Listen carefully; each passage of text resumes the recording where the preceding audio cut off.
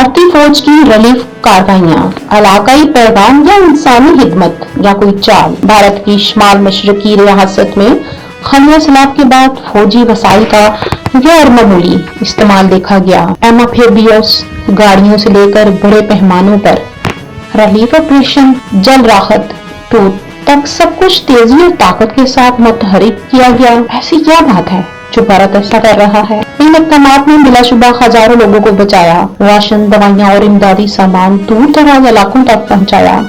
लेकिन सवाल ये भी तो उठता है, क्या यह सिर्फ इंसानी हिदमत है, वो भी भारत कर रहा है, या इसके पीछे कोई बड़ा पैगाम भी छुपा है?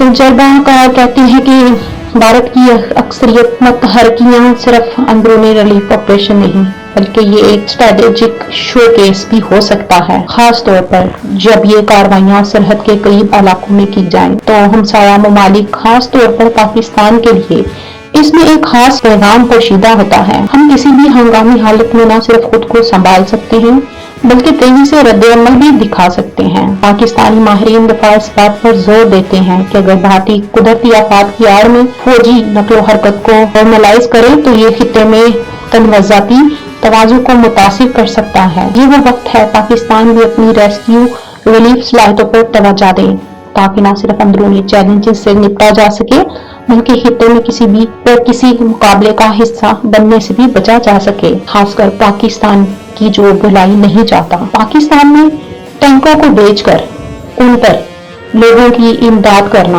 और उन पर सामान भेजना, क्या कभी भी किसी मुल्क में आपने देखा है जो टैंकर बेचकर उसके ऊपर इमदाद का सामान भेजा हो? क्या ये भारत की चाल नहीं? सब बाजिया हो रहा है। भारत ये समझता है कि पाकिस्तान को हमारी किसी चाल का नहीं पता, हमें तेरी सारी चालों का पता है। हमारे अफवाज पाकिस्तान को तुम्हारी सारी चालों का पता है। अगर तुम हम पर दोबारा जंग करने का सोच रहे हो तो याद रखना, इस बार तुम सफर हस्ती से मिट जाओगे। नाज़रीन, इस तरह की मालूमाती वीडियोस को सुनने और देखने के लिए सब्सक्राइब करें MB न्यूज़ TV चैनल।